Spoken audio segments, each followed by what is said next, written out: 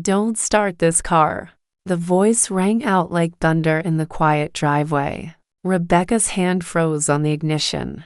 She looked up, startled, her heart pounding. Standing just a few feet away, apron still tied around her waist, was Maria, the housemaid.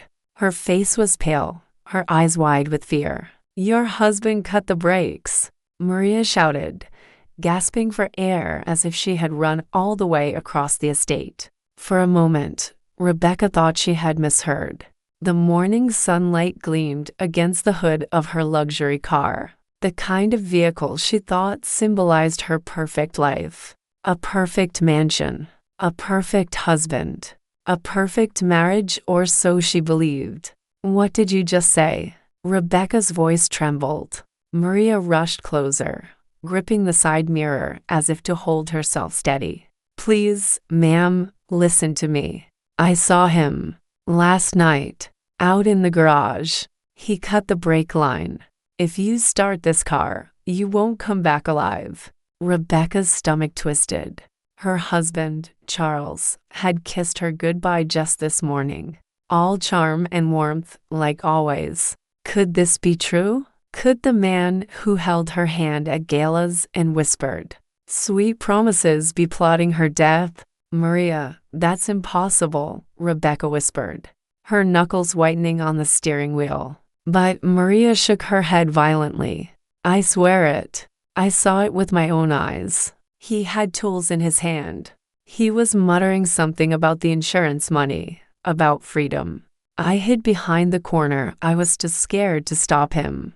But I can't stay silent now. He's trying to kill you. Rebecca's breath quickened. Pieces of a puzzle she had ignored for months suddenly crashed into place. The secret phone calls, the unexplained late nights, the coldness that had crept into his smile, and then that new life insurance policy he had insisted she sign. Her perfect world cracked in half. She flung the car door open and stumbled out, her heels clicking against the driveway. "Oh my God.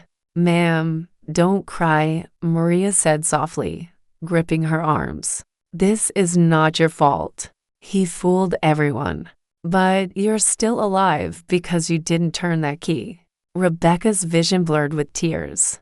For years, she had trusted Charles with everything: her money, her future, her very life. And now the truth was in front of her, undeniable. The sound of a door slamming echoed from the mansion. Both women turned. Charles was standing there, calm and collected, like he always was. Too calm. "Rebecca," he called smoothly, walking toward them. "Why aren't you on your way to the charity meeting?" Maria's grip on Rebecca's arm tightened. "Don't let him near you," she whispered. Rebecca swallowed hard, her body trembling. She finally saw it, the darkness behind his smile. The predator hiding beneath the polished millionaire exterior. "You," Rebecca whispered, her voice cracking. "You tried to kill me." Charles chuckled, shaking his head as if she were a child. "Darling, what nonsense has this maid filled your head with now? She's jealous, she's lying." But Rebecca didn't move. For the first time, she didn't melt under his voice. She stood straighter, her chin trembling but lifted. "Maria saw you. She told me everything. You cut the brakes, Charles. You wanted me gone." His smile faltered. For the briefest second, she saw truth flicker in his eyes, and that was enough. Rebecca's world might have shattered, but her will to survive had just been born. She grabbed her phone, her hand shaking, and dialed 911. "Yes, this is Rebecca Miller," she said firmly, locking eyes with Charles. "I need the police at 17 Oak Ridge Lane. My husband tried to murder me." Charles froze, his mask finally slipping. He lunged forward, but Maria stepped in front of Rebecca, spreading her arms wide. "Don't you dare touch her," she shouted. For a moment, time stood still, the millionaire husband exposed, the trembling wife finding her strength, and the maid who risked everything to save a life. The sound of sirens in the distance broke the silence. Rebecca's tears finally spilled down her cheeks.